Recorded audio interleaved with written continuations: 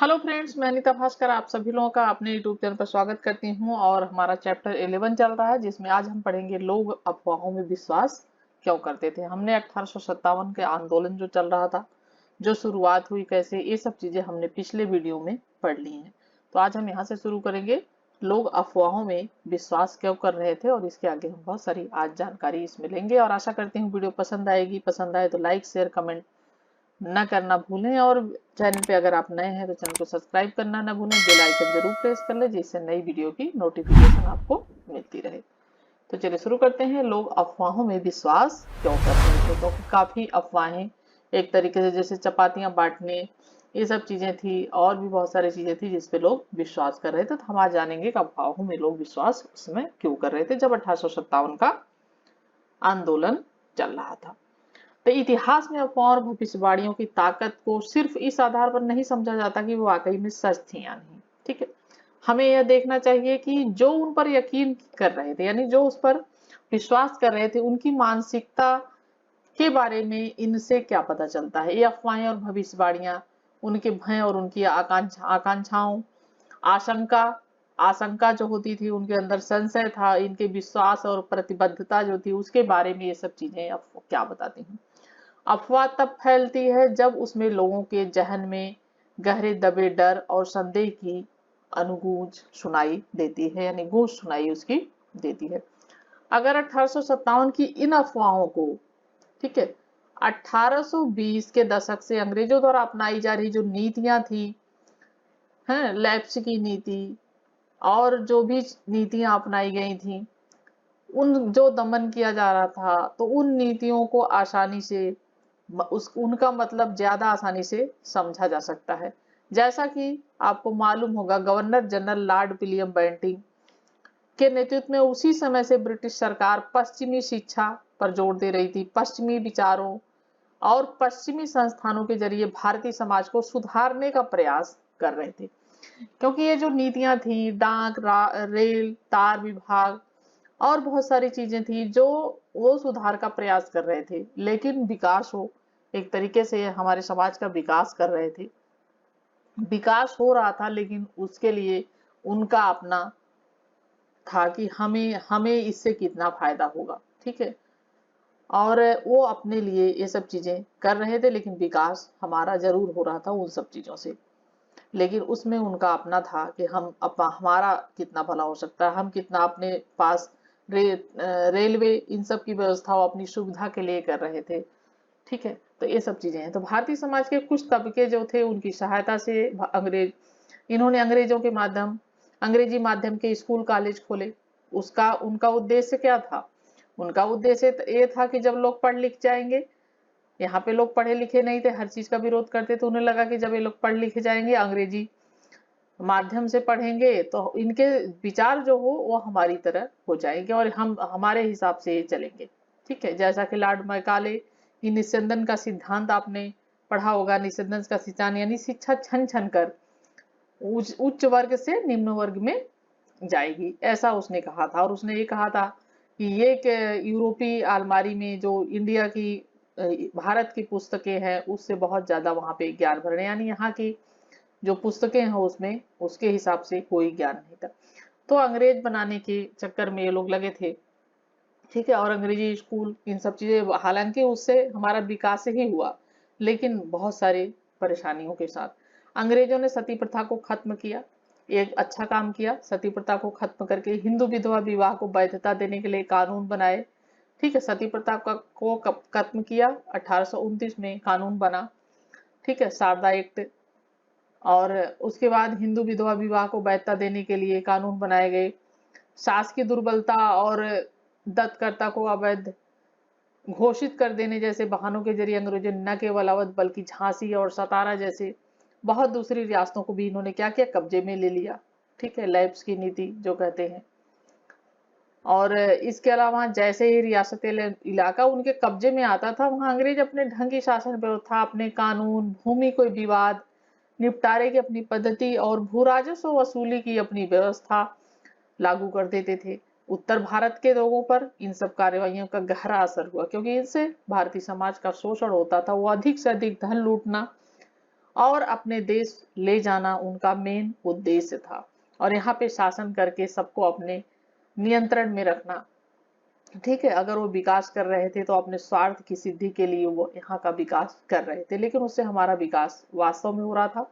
और जैसे सती प्रथा है, ये सब चीजें, हिंदू विधवा विवाह है, ये सब हमारे धर्म की कुरीतियां थी जिसको वो दूर कर रहे थे, लेकिन इससे हमारे समाज का भला ही था।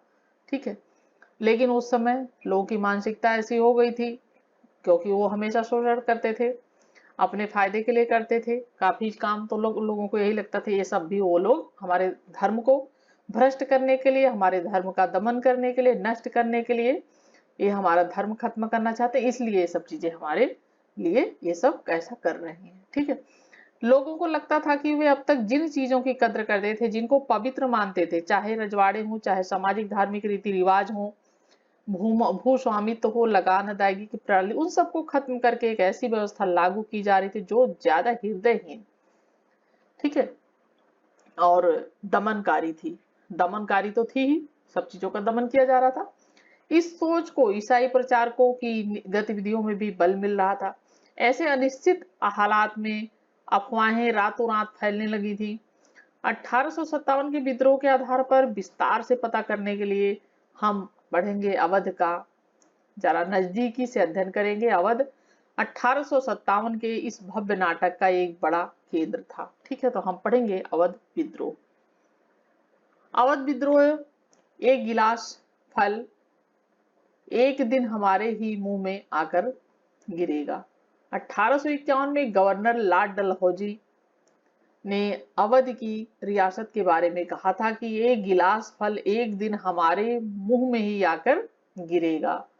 ये पॉइंट आप जरूर नोट कर लें, किसने कहा था? लॉर्ड डलहौजी ने। 1856 में इस रियासत को औपचारिक रूप से ब्रिटिश साम्राज्य का अंग घोषित कर दिया गया। रियासत पर कब्जे का यह सिलसिला जरा लंबा चला। 1801 में सहायक संधि, ठीक है, थोप दी गई विलियम बेंटिंग की। इस संधि में शर्त क्या थी कि नवाब अपनी सेवा खत्म कर दे, रियासत में अंग्रेज टुकड़ियों की तैनाती की इजाजत दे, और दरबार में जो मौजूद ब्रिटिश रेजिडेंट की सलाह पर काम करे, और अपनी सैनिक ताकत से वंचित हो जाने के बाद नवाब अपनी रियासत में कानून व्यवस्था बनाए रखने के लिए दिनों दिन अंग्रेजों पर निर्भर होता जा रहा था। अब विद्रोही मुखियाओं और तालुकदारों पर उसका कोई नियंत्रण नहीं था। यहाँ देख लेते हैं, रेजिडेंट गवर्नर जनरल के प्रतिनिधि को कहा जाता था, उसे ऐसे राज्य में तैनात किया जाता था जो अंग्रेजों के प्रत्यक्ष शासन के अंतर्गत नहीं था। ठीक है, तो ये गिलास फल एक दिन हमारे ही मुंह में आकर गिरेगा, ये चीज किसने कही थी? लॉर्ड डलहौजी ने। चलिए, अवध पर कब्जे में अंग्रेजों की दिलचस्पी बढ़ती जा रही थी। उन्हें लगता था कि वहां की जमीन नील और कपास की खेती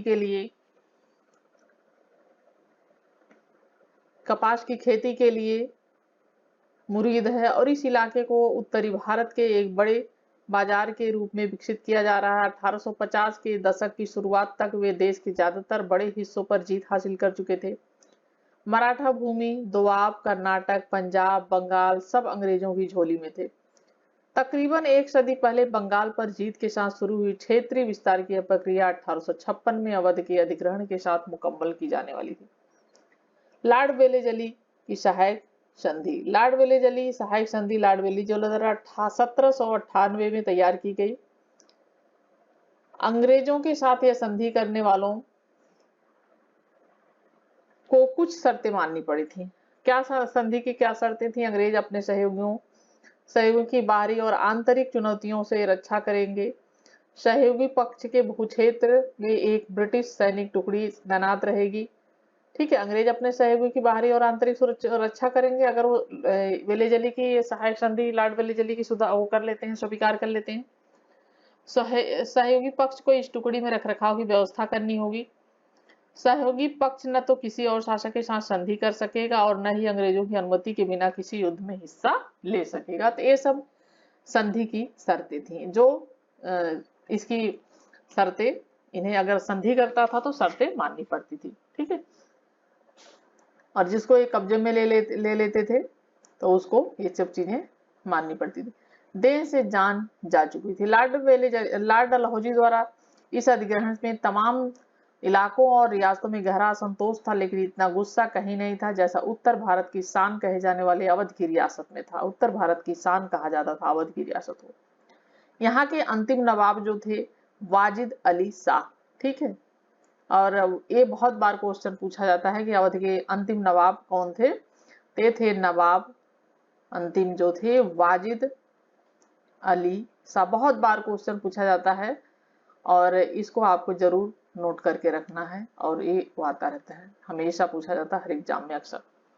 तो अंतिम नवाब कौन था? लॉर्ड वेलेजली की जो ये सहायक संधि, और ये थे वाजिद अली शाह, और इन्हें गद्दी से हटाकर कलकत्ता निष्कासित कर दिया गया, और वह अच्छी तरह शासन नहीं चला रहे थे। ब्रिटिश सरकार ने यह निराधार निष्कर्ष भी निकाल लिया कि वाजिद अपने आप ही यानी सब कुछ उन्हें करना था अंग्रेजों को, कि वाजिद अली शाह लोकप्रिय ने, मगर सच है कि लोग उन्हें दिल से चाहते थे। वो एक कवि भी थे और कविताएं भी लिखते थे नवाब वाजिद अली शाह। जब वो अपने प्यारे लखनऊ से विदा ले रहे थे तो बहुत सारे लोग विलाप करते हुए कानपुर तक उनके पीछे गए थे। नवाब के निष्कासन से पैदा हुए दुख और अपमान के इस व्यापक एहसास को उस समय के बहुत सारे प्रेक्षकों ने दर्ज किया है। एक ने लिखा था कि देह से जान जा चुकी थी, अभी हमने शीर्षक ही देखा था। शहर की काया बेजान थी, ठीक है, काया शरीर। कोई सड़क, कोई बाजार और घर ऐसा न था जहां से जाने आलम से बिछड़ने का बिलाप शोर गूंज न रहा हो। यानी ये जब वाजिद अली शाह जा रहे थे तब की ये चीजें हैं। जैसा कि इन लोगों ने कहा कि वो लोकप्रिय नेता नहीं थे वाजिद अली शाह, लेकिन कितने लोकप्रिय थे हम ये पढ़ रहे हैं, देख रहे हैं। एक लोकगीत में इस बात पर शोक व्यक्त किया गया कि अंग्रेज बहादुर आइन मुल्क लई लीनो, यानी अंग्रेज आए और इन्होंने मुल्क ले लिए। इस भावनात्मक उथल पुथल को भौतिक क्षति के एहसास से और बल मिला। नवाब को हटाए जाने से दरबार और उसकी संस्कृति भी खत्म हो गई। संगीतकारों, नर्तकों, कारीगर, बावर्ची, नौकरों, सरकारी कर्मचारियों, बहुत सारे लोगों की रोजी रोटी जाती रही। नवाब साहब जा चुके थे। एक गीत और गीत में ऐसे शासक की दुर्दशा पर विलाप किया जा रहा है जिसे मजबूरन अपनी मातृभूमि छोड़नी पड़ी। अभिजात और किसान सब रो रहे थे, यानी गरीब और अभिजात वर्ग, जो अमीर वर्ग था, किसान, और सारा आलम रोता चिल्लाता था, हाय जाने आलम देश से विदा होकर परदेश चले गए हैं। ठीक है, ये इतने दुखी थे सब उनके प्यार की वजह से। फिरंगी राज का आना और एक नई दुनिया का खात्मा, आगे हम पढ़ेंगे। अवध में विभिन्न प्रकार की पीड़ाओं ने राजकुमारों, तालुकदारों, किसानों, सिपाहियों को एक दूसरे से जोड़ दिया था, और वे सभी फिरंगी राज के आगमन को विभिन्न अर्थों में एक दुनिया की समाप्ति के रूप में देखने में लगे थे। वे चीजें बिखर रही थी जो लोगों के लिए बहुमूल्य थी, जिनको वो प्यार करते थे। 1857 के विद्रोह में तमाम भावनाएं और मुद्दे, परंपराएं, निष्ठा अभिव्यक्त हो रही थी। बाकी जगहों के मुकाबले अवध में विद्रोह एक विदेशी शासन के खिलाफ लोक प्रतिरोध की अभिव्यक्ति बन गया था। अवध का एक जमींदार की तस्वीर है। अवध के अधिग्रहण से सिर्फ नवाब का ही नहीं गद्दी छीनी थी, इनके इलाके के तालुकदारों का भी को भी लाचार कर दिया गया था। अवध के समूचे देहात में तालुकदारों की जागीरें और किले बिखरे हुए थे। ये लोग पीढ़ियों से अपने इलाके में जमीन और सत्ता पर नियंत्रण रखते आए थे। अंग्रेजों के आने से पहले तालुकदारों के पास हथियारबंद सिपाही होते थे, उनके अपने किले थे। अगर वे नवाब की संप्रभुता को स्वीकार कर लें और अपने तालुकदार का राजस्व चुकाते रहें तो उनके पास काफी स्वायत्तता भी होती थी। कुछ बड़े तालुकदारों के पास तो 12,000 तक पैदल सिपाही होते थे। जो तालुकदार होते थे उनके पास इतनी मतलब काफी वो थे। छोटे मोटे तालुकदारों के पास भी 200 सिपाहियों की टुकड़ी होती थी। अंग्रेज और इन तालुकदारों की सत्ता को बर्दाश्त करने के लिए अंग्रेज कतई तैयार नहीं थे, क्योंकि इनकी काफी शक्ति थी इनके पास। अधिग्रहण के फौरन बाद तालुकदारों की सेनाएं भंग कर दी गई और अधिग्रहण कर लिया जाता था, तो उनकी जो सख्त सेनाएं होती थी उनको भंग कर दिया जाता था, जिससे वो मजबूती के रूप में विरोध के लिए खड़े न रहे। ब्रिटिश भू राजस्व नीति ने तालुकदारों की हैसियत और सत्ता को चोट पहुंचाई। अधिग्रहण के बाद 1856 में एक मुश्त बंदोबस्त के नाम से ब्रिटिश भूराज व्यवस्था लागू कर दी गई। यह बंदोबस्त इस मान्यता पर आधारित था कि तालुकदार बिचौलिए थे जिनके पास जमीन का मालिकाना हक नहीं था। क्या कहा गया उन्हें? ये जो तालुकदार है ये बिचौलिए हैं और इनके पास जमीन का मालिकाना हक है, जमीन के मालिक नहीं है। उन्होंने बल और धोखाधड़ी के जरिए अपना जो है वो प्रभुत्व स्थापित किया था, इनका ये अंग्रेजों का कहना था। ठीक है। एक मुश्त बंदोबस्त में तालुकदारों को उनकी जमीनों से क्या किया गया? बेदखल कर दिया गया, उनकी जमीनें छीन ली गई। आंकड़ों से पता चलता है कि अंग्रेजों के आने से पहले तालुकदारों के पास अवध के 67% गांव थे। एक मुश्त बंदोबस्त के लागू हो जाने के बाद यह संख्या घटकर 38% रह गई। दक्षिण अवध के तालुकदारों को सबसे बुरी मार पड़ी। जो दक्षिण अवध के थे, दक्षिणी भाग के, कुछ के तो आधे से ज्यादा गांव हाथ से जाते रहे। ब्रिटिश भू राजस्व अधिकारियों का मानना था कि तालुकदारों को हटाकर वे जमीन असली मालिकों के हाथ में सौंप देंगे, जिससे किसानों के शोषण में कमी आएगी और राजस्व वसूली में क्या होगा? इजाफा होगा। वास्तव में ऐसा नहीं हुआ। भू राजस्व वसूली में इजाफा तो हुआ, लेकिन किसानों के बोझ में कमी नहीं आई। अधिकारियों को जल्दी ही समझ में आने लगा कि वे अवध के बहुत सारे इलाके का मूल्य निर्धारण बहुत बढ़ा चढ़ाकर कर दिया गया है।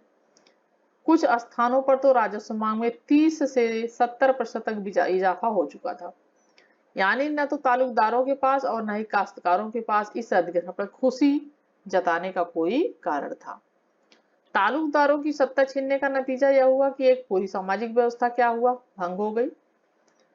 निष्ठा और संरक्षण के जिन बंधनों को किसान तालुकदारों के साथ बांधे हुए थे, किसान और तालुकदार वे क्या हुआ? छिन्न भिन्न हो गए, अस्त व्यस्त हो गए।